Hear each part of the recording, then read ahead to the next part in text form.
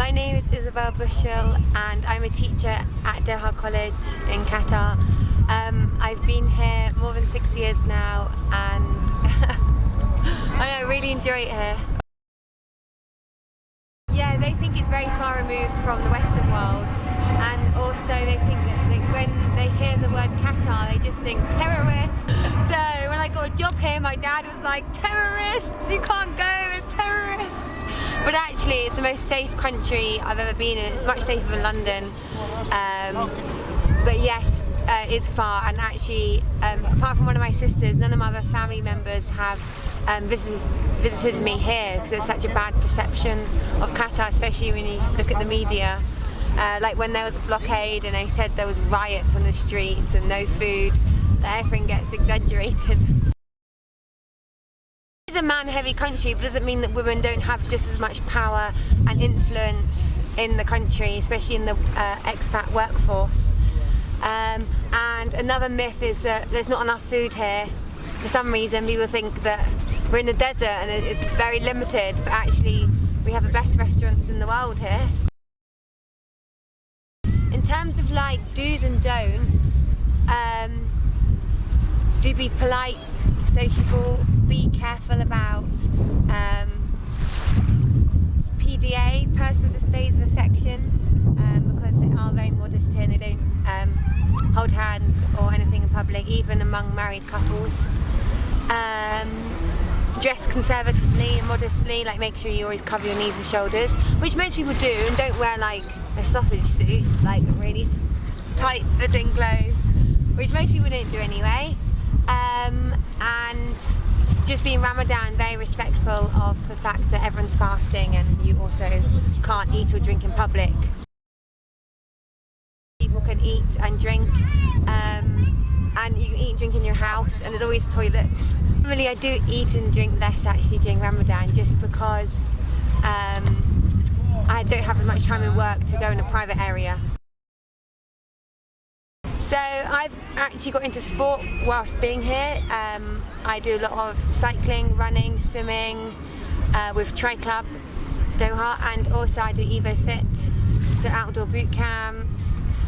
So I guess that's kind of stress relief, and also I find it really enjoyable because it's very social.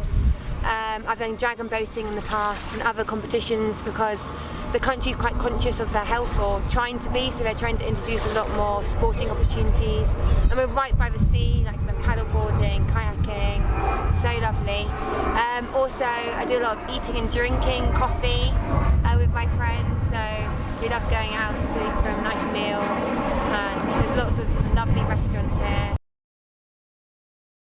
Yes, absolutely, people can party, and one of the stereotypes is that the country is completely dry, which is not the case, because in the 5-star hotels they're actually exempt from that, so they sell alcohol. And also there's a QDC, which is the Qatar distribution centre, and that also you can buy alcohol if you have a licence, and lots of clubs and bars. Initially I missed a lot. Obviously the main thing I miss is my family and friends, but in terms of consumables I don't really miss anything because my lifestyle here is so much better than it was in the UK, and it's never cold here, it's always warm or hot. Qatar is a wonderful place if you want to develop your career. There's lots of opportunities and you may find yourself going down a path you hadn't imagined before. It's great for independence. From here, Qatar is like the middle of the world. You can travel anywhere. I think it's good for many reasons: your career, for social side of life, for travel, for just new opportunities and experiences. I feel like Qatar is more exciting because it's new, it's still developing, you're part of a process of its development, whereas other cities have already been finished, and there's not as much excitement. So we had the metro open recently and there's a huge excitement around that, and just seeing the country change and develop is really special. Okay, the dating scene. So I'm probably not the best person to ask about this, but there are apps. I have friends that seem to go on multiple dates all the time, and there's lots of Western and Europeans who have very good jobs, who are looking for a wife. Yeah, and all just a good time. I'd say the dating scene's pretty good here. I mean, if you're interested in it, and especially like in the bars, and you can meet people. No, not at all. I don't feel like freedom's restricted at all, apart from you have to be respectful of culture.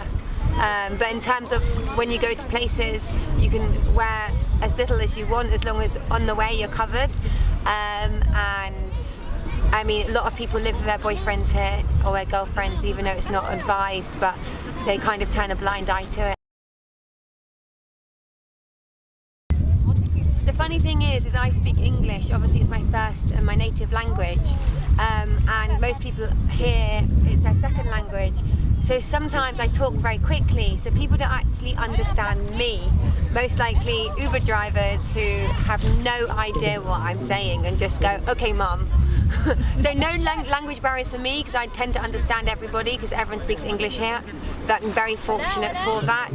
But sometimes it's not as easy to interpret my accent for others. I love all the hot bread. I love shish tawuk, chicken shish tawuk, the barbecue grills, mutabal. I've tasted that for the first time here, and it's so nice with pomegranate seeds on. And I like umali as well. Oh, actually, I really like Al Bida Park. That's my favourite place. So it's this cafe called Cafe 999, and then there's this big park, and you make barbecues there, and there's a cycle lane and like tennis courts. It's really, really a nice park.